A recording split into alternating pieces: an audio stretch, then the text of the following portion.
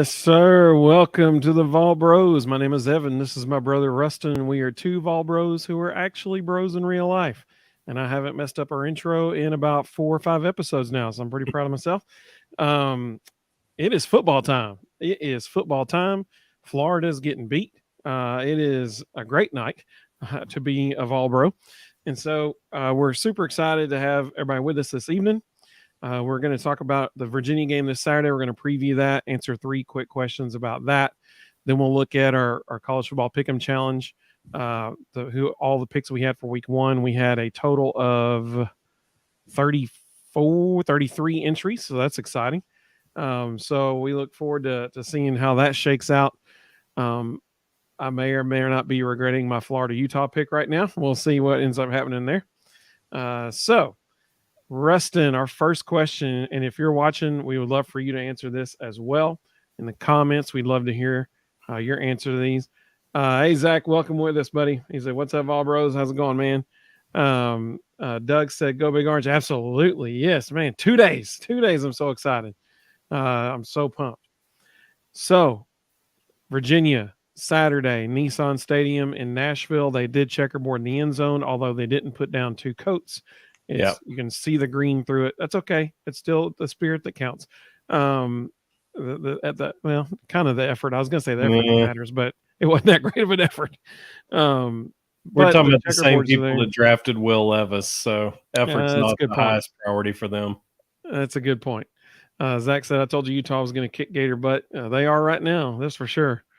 So Rustin, this Saturday, what is it that you want to see happen on Saturday? I want to see the trenches. I want to see us dominate both sides of the ball in the trenches. I think our offensive line is better than their defensive line, and I think our defensive line is better than their offensive line. So I really want to see us just absolutely dominate the point of attack on both sides of the ball. I'm curious to see how they rotate at guard and at tackle, honestly, because we have three starting tackles on offense. So I'm curious to see how they rotate those guys. I'm curious to see who all gets reps at guard. It looks like Ollie Lang is going to get the start at center, which is interesting. And then defensive line. I mean, we've got like 47 of them, so I think we'll probably play all 47. So I'm curious to see who really stands out there, who becomes dominant. I believe we're going to see Omari Thomas have a big day. I don't think anybody on and if Omari Thomas doesn't have a big day, that means Keenan Peely and Aaron Beasley are, because the Virginia offensive line's having to double team him every single snap, and those linebackers are running free. So I think I want to see the point of attack. I want to see us dominate the line of scrimmage on both sides. I think yours is way better than mine. So I had 2 things I want to see. One of them is very similar to what you said. I'd like to see good protection for Joe Milton. I'd like to see that because if they cannot protect Joe against Virginia, then oh boy, especially Virginia without their best pass rusher. Yeah, exactly. So I'd like to see us have good pass protection, and then just for Joe's sake, I'd like to see him complete a couple deep balls that are really accurate throws, and just to quiet all the people who are doubting him. I'd love to see him come out and just be really accurate with the ball, especially down the field, not overthrowing people, so people can just back off of him a little bit and let him breathe for a little bit. And I'd love to see that. That would be the 2 things that I would love to see the most. Doug said, "Can't wait till it's football time in Tennessee." Absolutely. Zach said, "Do you think Arion Carter will play on Saturday?" 100% yes. What do you think, Rustin? I don't think it's a question of if, it's a question of how many. Yeah, I agree. I fully expect, and a lot of it depends on how many possessions Virginia gets, but I could easily see him getting 20 to 30 snaps. Oh yeah, for sure. Doug said, "Looking forward to seeing Omar Norman Lott, hearing a lot of good things about him." Totally agree. I think that's going to be a nice little surprise for Tennessee fans on the defensive line.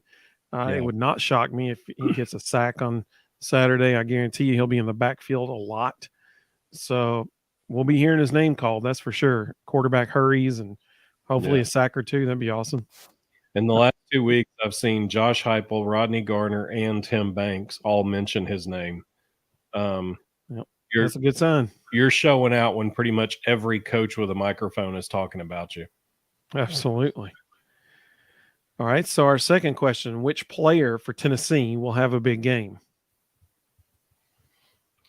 Do I have to pick one, or can I just say a position?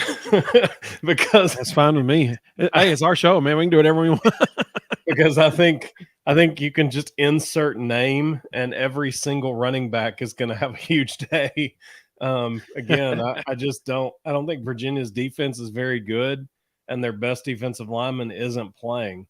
And I don't think anybody on Virginia's defense is nearly as athletic as Jalen Wright, Jabari Small, or Dylan Sampson, maybe even Cam Seldon.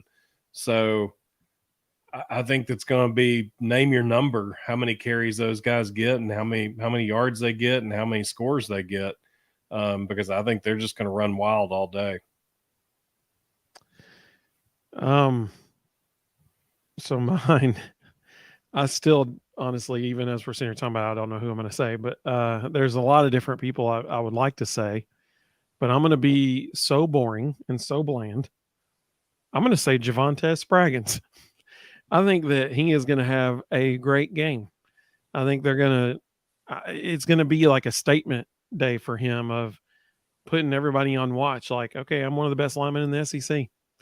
And I think they're going to run behind him. Like you said, they're going to be running the ball well. I think they're going to run behind him a lot. And with Cooper not in the lineup, I think that Javonte will be a star. I think it's going to be a big day for him. I want to say Ramel Keaton, and I think he will have a great game. I really do. Yeah. And I think it would not surprise me in the least if both Dante Thornton and Squirrel White have deep touchdown passes. That would not surprise me at all. But I think at the end, they give out SEC Offensive Lineman of the Week and stuff. I think Javonte may be your guy this week because he's the most veteran presence on that line, and as far as a Tennessee player goes. And so I think that he might get to show out a little bit. I know it's like an incredibly boring answer, but but I think that's what's going to happen. We did have some comments come in here. Let's see. Zach said he thinks Jabari Small and Brew McCoy will both have, big games. Totally agree. I think Brew will be the first person to make a catch. I think they're going to, specifically target him to start the year off. So I totally agree with that. He asked who I picked, Florida or Utah. We'll get to that in a second. We're gonna talk about that for a little bit. Doug said he had Utah winning. And Zach's glad football's back. I agree, it is. So our last question, and I guess this is kind of the most important. Before you get to this one, I'm going to add a question just to throw you off. Okay. Anything stand out to you or surprise you on the depth chart? Other than like the one position that had like 5 people listed and they were all so it's like potential starter. there was one that jumped off the page at me and really surprised me. Is there anything that stood out to you? I mean, not overly. I just was laughing at all the ors and stuff. Yeah. Well, that's the best part about Josh Heupel. There's always going to be about 20 ors out of the 22 positions, and he won't change it for like 6 months. Yeah. So every week they'll put out the exact same piece of paper. Did you not notice the corners? I'm glad you mentioned that, actually. I did notice that. I was actually thinking about that earlier because I was going to say Gabe Jeudy-Lally is my guy as a big game, but he's not listed as a starter. He was listed as an or. Yeah, he's a co-starter. That's what surprised me. Like, I could see Danico Slaughter being by himself and Gabe Jeudy-Lally being an or with Kamal Hadden. I did not see Kamal Hadden being the sole starter on one side and Danico Slaughter and Gabe Jeudy-Lally being co-starters. Yeah, that one stunned me. Totally agree. I would love to see what's been happening in practice that caused that, because that was out of nowhere. I'm wondering if that's actually what's going to end up happening or not. I wonder if it's really going to be Gabe Junior-Lawley on one side and Danico Slaughter on the other. It'll be very interesting to see who runs out there for the first series. Gabe Junior-Lawley, I believe, is number 1 and on his jersey, and Kamal Hadden is number 5. Danico Slaughter is 0. And so you can look for 0, 1, and 5 on defense the first time we have the ball. See which 2 guys go out there first. It sounds like the safeties and the star are pretty much solidified, but and I loved the depth chart at the star also. I'm glad you mentioned that. I love that they had Brandon Turnage backing up to Marion McDonald, because what that told me was they have 2 separate packages. They have a run package with Tamarion McDonald at the star, and they have a pass package with Brandon Turnage, which means Turnage is going to come in on third down situations and play a lot of man. And I love the dude's such a playmaker. I love that they've moved him into that spot, and I wouldn't be surprised at all if we see him get 3 or 4 interceptions this year. Yeah, totally agree. We had a couple questions come in. Doug said, who's scoring our first touchdown? I think Jabari Small does. I think that's a very good guess. I think, if he's in. If he's in, exactly. So here's the thing. Austin Price was really, really convinced that Jalen Wright was going to be the first guy on the field. So if Jabari Small ends up being the first person to score, that means that we did not score a touchdown on our first possession of the game. I think the depth chart kind of said that too. It had Jalen listed first, and then or Jabari Small second. So we'll see. I think a running back is a great choice. I really do. Zach said, I think a deep ball to Dante Thornton. So once again, that's also a good question. If he's in, who's going to be on the field first? Is it going to be Dante Thornton or is it going to be Squirrel White? That's a great question. Personally, I think that the first touchdown is going to be either Dante Thornton or Squirrel White, whichever one's on the field first. I think that's exactly what it'll be, a deep ball to them, but it's just whoever's on the field at that time. Zach said Slaughter's going to do exactly what his name says he will do, slaughter people, but what the heck is a Cavalier? It's a really frilly Minuteman. Yeah, exactly. A horseman with a sword. There we go. Zach said, "Don't listen to anything Austin Price, or don't listen to everything Austin Price." He's no more than me. He's kind of the mouthpiece of the program. He typically is right. He's seeing practice every day. Doug said, "Good point, Rustin. Hadn't thought about the star position." So yeah, I mean, I agree with Zach. I do think it's going to be a deep ball to Dante Thornton or Squirrel White, whoever is on the field first, because I think we score on our first possession of the season. I think that will happen, and so. I wouldn't. Hey, Brendan, thanks for watching, buddy. We appreciate you. I wouldn't be stunned at all if play 1 they go RPO and throw it about 8-10 yards to Ramel and go fast, and on play 2 Jalen pops one. Like that would not shock me at all. Zach said he trusts Eric Kane. Yep, he works at VolQuest too. Yeah, he works for Austin Price. I mean, they're both great sources of info. That's for sure. Utah should have just scored again. They ran a double pass, and the wide receiver was wide open, and the receiver throwing it just barely overthrew him in the end zone. Should be 21-3 right now. Brendan, it's good to see you, man. That's awesome. I'm glad you're joining us. We appreciate it very much, and I agree. Go Vols, absolutely. That's awesome. Brendan's a good friend. That's awesome. I guess our most important question for today. What is our score prediction for Saturday? You want to go first? So mine was 40. If you'd asked me a week ago, mine was 42-10.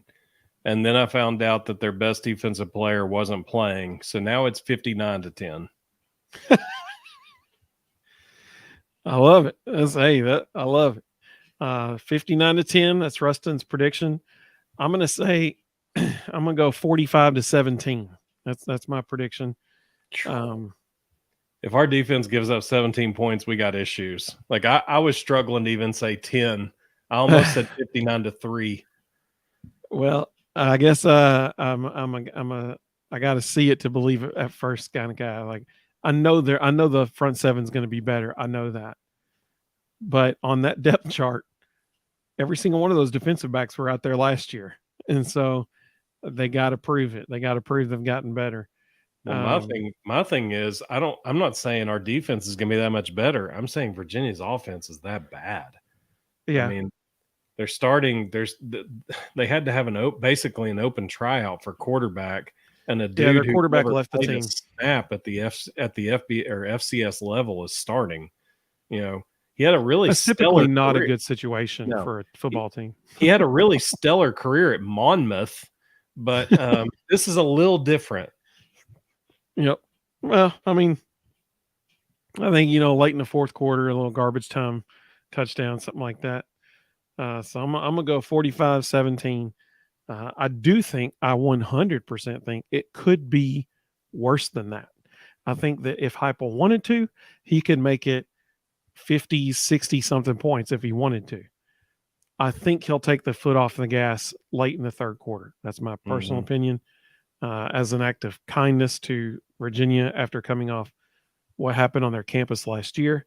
And, their football team didn't even get to finish the season last year. So personally, I think that's what's going to happen. It'll be 42, 45, something like that or probably 42 at the end of the, no, I'm going to say it's going to be 38 points. By the end of the third quarter, Nico gets in and they score a touchdown with Nico in the fourth. I'm not saying we're going to run the score up. I'm saying Dylan Sampson and Cam Seldon are that much better than Virginia too.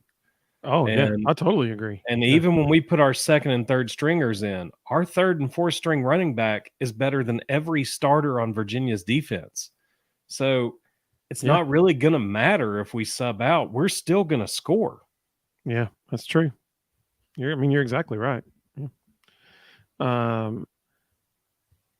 Zach said, I'm watching it with my Florida friend. He said Florida was going to win. I bet him. Yeah, well, your Florida fans, he's struggling right now. It should be 21-3 Utes. Instead, they had to kick a field goal, so it's now 17-3 Utes. Zach said 65-3 Vols. That would be a statement. I mean, honestly, it's kind of crazy to say it, but the more I look at it, the more I'm like, I don't think they can stop us ever. I mean, they are really, really bad. And like, I just, Brendan and I did not converse before this. He actually posted this before I made my prediction. He said we jump on them early and play conservative. Use the second and third string, 45-17. So we got the same exact score. I love that. Zach said, I love the Josh Mancuso episode. And Russ, I'm not the only one saying we going undefeated. Yeah, one of my favorite lines from that whole episode was when Josh said, and guys, here's the thing. If you have me back on the show next season, I'm going to predict the exact same thing. That was great. That was really good. Let's see. Sam, welcome, buddy. Good to have you with us. He said, Florida looks young and out of sync. The O-line and receivers are struggling. So, yes, agreed. Their defensive backs are also struggling. And that's very encouraging as a Vol fan. Graham Mertz is imploding on their last possession on 3 straight plays. He overthrew a receiver by no joke 25 yards. Then on the very next play, he on the very next play, he missed a wide open receiver and took a sack. And then on third down, they tried to run a screen pass and he almost threw a pick 6. So not ideal. Zach said, is anyone scared to go to the swamp now? Nope. Not really after this. Hey, Robert, welcome, buddy. Robert said the Vols will win 51-3 on Saturday. That's legitimately possible. Legitimately possible. I'm going to stick with 45-17. I think we kick a field goal at some point in the first half, and that's the only field goal we kick all day long. Side note, what a super cool story about our new place kicker this year is Jackson Ross. What a super cool story. Punter. No, wait. That's the He's punter, punter is and Jackson holder. Ross. The kicker is Charles Campbell. Is that Yeah. right? Mhm. Okay, so From Charles Indiana. Campbell. He transferred, like Rustin said, he transferred from Indiana. Such a cool story. His mom graduated from Tennessee. His sister is at Tennessee. Yep. And I think he said his younger brother just started freshman year at Tennessee, something like He that. enrolled this fall. So that's super exciting. Like, he said he grew up being a Tennessee fan, and this is a dream come true for him to be kicking for the Big Orange. I mean, how cool! What a cool story is that? It's super exciting.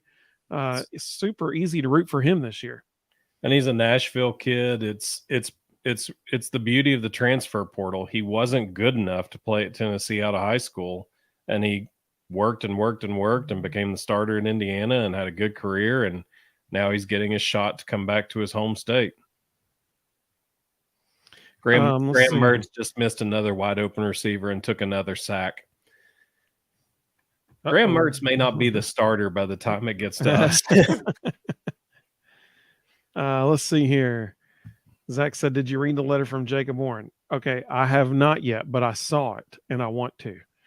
Jacob is an incredibly articulate man. Like he is. Whenever he's in front of a microphone, it's a pleasure to listen to him because he sounds like a CEO of a Fortune 500 company. Mm-hmm. I mean, like he's just incredibly well spoken. He is a pleasure to listen to, and he's the best interview on Tennessee's football team right now. He's fantastic. Graham Mertz finally completed a pass, wide open dude, great play call, nobody within 20 yards, and he tripped on the grass, fell down. Oh, gosh. Tackled by a line. Yeah, 20-yard line. It's a good player. Sam said, "Music to my ears anytime Florida is struggling." Totally, and they are struggling. They are struggling in a big way. Zach said, "I teared up a little bit reading that letter. I love it." That's awesome. I think it was at SEC Media Days. I think it was Marty and McGee that interviewed Jacob Warren. And when it was over with, I can't remember if it was Marty or Ryan McGee. One of them looked at the other one and went, "That guy's going to take our job." He's like, really comfortable. He's so much better at this than we are. I mean, he is really comfortable in front of a camera and behind a microphone. It's very impressive. Zach said that guy was scared of his own shadow, and that's why he tripped. It was bad. He could have run for days, and all of a sudden he's on the ground. Well, as everybody knows, we are starting. Actually, the limit has passed, but we're starting our Valbros College Football Pick'em Challenge today, and at 6 o'clock we cut off the submissions so that all the picks would be in. Actually, I waited till about 6:30 or 7 just to make sure everybody got their stuff in. So I'm going to show everybody the week 1 picks. That's really small. But that's see if you can find yourself on there. Yeah. Yeah. But it's at thevalbros.com/contest, and I have the picks also posted there for people to just so we're all above board, and we're making sure that, nobody's like, they were rigging it or something like that. It's totally above board. On this document, let's see. On this document, so I guess I need to zoom in. That's a little bit better. So this is Rustin's picks right here, Heupel's Heroes. Rustin picked this week. He picked Utah to beat Florida, Minnesota to beat Nebraska, Houston to beat UTSA. Ooh, that's an interesting one. Only because it's in Houston. I got you. And Minnesota's up on Nebraska 3-0 at the half. They're playing tonight? Yeah, they're playing right now. I thought that was a Saturday game. Oh, awesome. Mm-hmm. Let's see. He picked Ohio State. Only 2 people out of the 30, however many people it was, picked West Virginia. I mean, or no. I'm thinking of Penn State game. Picked So Indiana. my son, we told everybody you could pick 2 different, submissions, but you had to pay for each submission. So my son came up with a strategy, and I paid for his first one, but he was like, "Oh, hey Doug, we appreciate that, man. How awesome is that? You are the man, Doug." Doug just gave us a $5 super chat. We so appreciate that, Doug. He said, "I'd love your channel. Just want to show my appreciation." Well, we really do appreciate that. We love you too, Doug. That's awesome, man. $5. That's awesome. Go Big Orange. I agree. So my son, he came up with a strategy. He was like, "I'm going to pick all the games one way on my first submission, and then, but I told him, I was like, I'm not paying for your second one, dude. If you're going to do it, you're going to have to pay for it." So he did. He paid for it. And on his second one, he was like, "I'm going to pick all the other teams on the second one." And I'm like, well, don't do that. I was like, some of them are going to be pretty obvious. But this is one where he actually chose Indiana. As he's the only person. He picked Ohio State on the first one and Indiana on the second one. So I don't know if Sam filled out a pick 'em, but in the comments he was talking about Taven Jackson and basically said he wanted Indiana to win. Oh, I totally 100%. I think that's a great comment. He said Tavian Jackson will be the starter going into for Indiana. Hope he beats Ohio State. Man, that would be so awesome. And talk about a transfer who's easy to root for. Yep.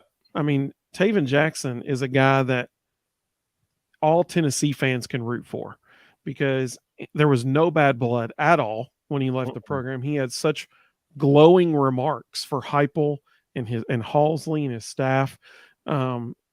Yes, I'm all for that. And I think that's a closer than the experts think kind of game for sure. Yeah. That'll be a good one. So Rustin picked those. He picked Penn State. He picked Washington to beat Boise State. TCU to beat Colorado. Colorado got very little love in our Pick'em challenge. Only like 3 or 4 people picked them. Rustin went with North Carolina to beat South Carolina in Charlotte, neutral site game. That's the only one I struggled with. I had a hard time picking that one. So that was the most divided result in the whole thing. If you go and look on our website at the picks, it was almost 50-50 split, North Carolina and South Carolina. It's going to be a great game. Absolutely great game. Rustin picked UCLA to beat Coastal Carolina and LSU to beat Florida State. Now, if you'll remember, I said on our show, when we go live, Saturday, Sunday, something like that. It was one of those times. That sounds right. I think it was Sunday. On Sunday, I said I was going to wait. And so basically, my whole decision for the Florida-Utah game was going to be if Cam Rising was playing or not. That was my whole decision right there. Last night, when news came out that he wasn't going to be playing, I was like, all right, I'm going to go with Florida. And now I wish I had not. I should have stuck with Utah. I almost pulled the trigger and switched it, and I convinced myself that Kyle Whittingham and his staff are better than Billy Napier and his staff, and that they would find a way to grind this thing out and win. Boy, have they done more than that. I mean, they put together the third string quarterback looks like a all conference quarterback, and the fourth stringer, they put together a package for him. He's out here running all over the place. I mean, and hear what I said. Third and fourth string. So not only did they lose Cam Rising, they lost their number 2 guy, and they created 2 separate packages for their third and fourth stringers, and they're about to go in up 17-3 at the half. Might be a good year to go to the swamp, just saying. Yeah. I picked Nebraska to beat Minnesota. I think Matt Rule is a great college football coach. I'm excited to see what he can do in Nebraska. I think there's going to be a little bit extra juice for this game. So I picked Nebraska. I picked UTSA to beat Houston. I think UTSA is legit. I think they're the real deal. Reese Davis and Pat McAfee both agreed with me on College Game Day this past Saturday. They said UTSA is the best Group of 5 team in the country. Hey, Doug, we appreciate it, man. He said, hate to leave early, but got to get up at 4 in the morning. Woo, that's early. You need to quit that job. Doug, we really appreciate you, man. Thank you so much again, Doug, for that super chat earlier. We really do appreciate that, man. That means a ton. Thank you so much. That was very generous, very kind. I picked Ohio State to beat Indiana, although I totally agree with Sam. If I could have my way with that, I would want Indiana to just wax Ohio State, just to annihilate them. That would be amazing. I would love that. Huge Taven Jackson fan in that game. I'm so glad Sam mentioned that. Penn State, I picked them to beat West Virginia. We'll see if this year pans out for Penn State like they hope it will. Picked Washington to beat Boise State, TCU to beat Colorado. I also, just like Rustin, I went with North Carolina to beat South Carolina. Drake May's the real deal, y'all. I mean, he's the real deal. And it's going to be, you want to talk about a whole lot of offense and very little defense, watch the North Carolina, South Carolina game, because that's what's going to happen. It's going to be a whole lot to a whole lot. And UCLA, I picked them, and LSU to beat Florida State. So those are my picks this week. So we'll see what ends up happening. Not much love for West Virginia, not much love for Indiana or Boise State, or really Colorado for that matter. Coastal Carolina got a few picks, not many. And Florida State got a decent little amount. But that's how all the picks shaked out for the first round, or the first week of the Vol Bros Pick'em Challenge. Minnesota and Nebraska was pretty split as well. That's fun stuff right there, man. That's fun. Sam said Missouri's defense is looking good, but I don't think the competition is that good. Yeah, you are right, Sam. Missouri is currently playing South Dakota. And what was humorous right before we went on the air, I was, watching all the games, and Missouri had a sack in the backfield, and dude from Missouri jumped up like he had just, made the game-winning play against Alabama in the SEC championship game or something, and he was like celebrating. And I'm like, dude, you're playing South Dakota. Side note, if you haven't seen it, go on X or Twitter or whatever you want to call it, and go watch the Missouri video that they put out earlier today.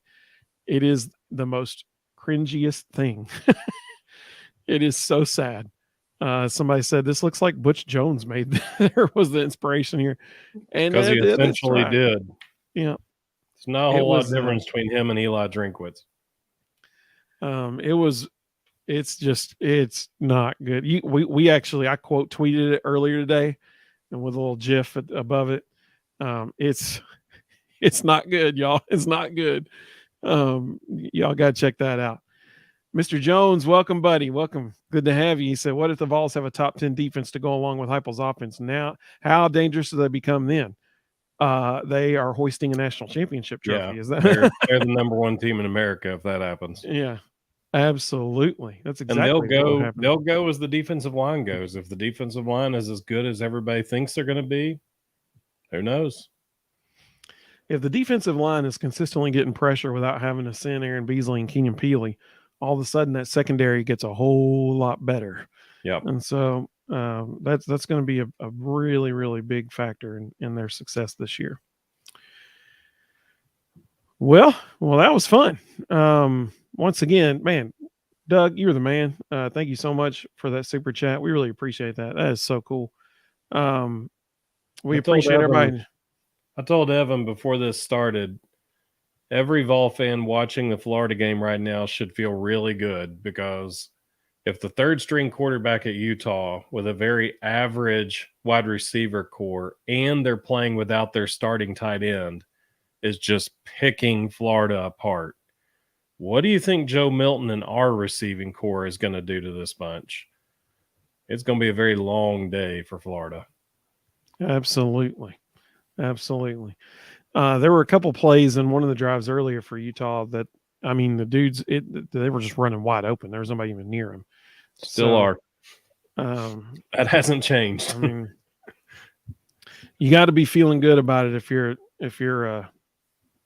Brett, that's a good point, Brennan. He said, I agree, but it's a rival game. That's why we play the game. Rivalry games are always good games. I agree. I think Tennessee is going to go down there, and I think we all agree they're going to win. It just, but you're right. It's like Desmond Howard said last year before the Tennessee-Florida game. He said the Florida team that shows up tomorrow will not be the same Florida team that showed up last week. He said that because there's just a little bit extra juice when you're playing a rivalry game. That's exactly right. But I think we all agree, if you're a Tennessee fan, man, you got to be liking their chances in the swamp right now. That's for sure. I don't know. Now I may get on Ticketmaster or StubHub or something and see what those tickets are going to be like. Because that is one place I really would like to see a game. But I'd like to go there when I know Tennessee's going to win. Well, we appreciate everybody joining us. This has been a lot of fun. My goodness, are you not just so excited for Saturday? I cannot wait. It's going to be so much fun. So we look forward to a fun weekend. We'll go live. You want to go live Saturday night as a recap show? I can't remember what we said. Did we say we were going to do every Saturday or every Sunday? Well, we were going to do every Sunday to do like a recap, and also this says born and raised. Zach asked, what does the shirt say? That is DW Designs out of Knoxville, Tennessee. Mr. Jones is busting out the one-liners. It would not be a Volbro show without the Mr. Jones one-liners. He said, Drake May on A's, he done partnered up with Will Levis and Big May. Drake May, but Drake May not. Oh my gosh. That was actually my thought process trying to decide if I was picking North Carolina or South Carolina. I was literally going, it's going to come down to Drake May. If he does play well, then okay, North Carolina's winning. If he doesn't, they're going to get smoked. So Drake May or Drake May not. Absolutely. Zach loves the shirt. That's what I'm talking about.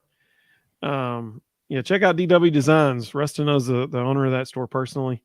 So if you're in the Knoxville area, check out DW Designs. You can check them out online too. Not a sponsor, totally free publicity here. Yes, 100% could be. We are open to that. Just saying. But anyway, so we had talked about doing like a Sunday show, and that would be like revealing the results of the week's Pick'em Challenge, as well as a recap show. But our last game this week is on Sunday night at 7:30. So we may need to do like a Saturday night show this week. And then we'll do like we can do a Monday night show or something. We could always show the results. We could always base it on whenever Tennessee's game time is. I mean, if they have a 7:00 game on Saturday, we're not going live after that. No. Well, that sounds good. Well, we'll plan on that. We'll go live this Saturday night, and then because, like I said, we won't have the results yet because Florida State LSU is Sunday night, so we'll have to do a separate show for that. Well, I appreciate everybody joining us. It's been a lot of fun, and we hope that everybody has a wonderful weekend ahead of you. Isn't it exciting that it is football time in Tennessee? Oh my goodness, it's so awesome. So we hope everybody has a great evening. We hope everybody has a good Big Orange Friday tomorrow. Make sure you wear your orange wherever you work, especially if there are Georgia or Alabama fans there. Please wear your orange. And we will see everybody. We'll hopefully see you on Saturday night celebrating a Big Orange victory. Have a great evening, everybody.